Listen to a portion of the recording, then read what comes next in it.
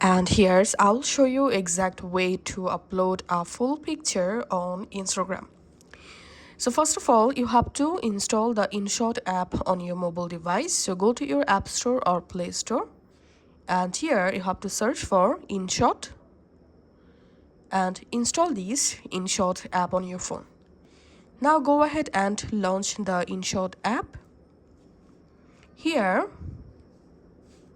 just tap on photo, new, and now select the photo that you want to upload to your Instagram. Once the photo here open, select canvas, and here you have to select these 3:2 canvas. So select 3:2, and here we can see the photo. And now if you want, you can resize the photo just like so. Tap on done. Now tap on export, and you have to watch an ad here. And here you have to tap on Instagram. And here we can see the photo successfully added to my Instagram.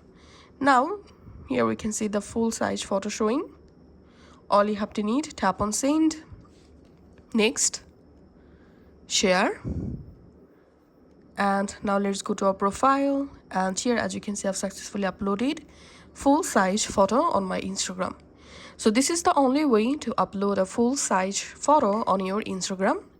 Thanks for watching.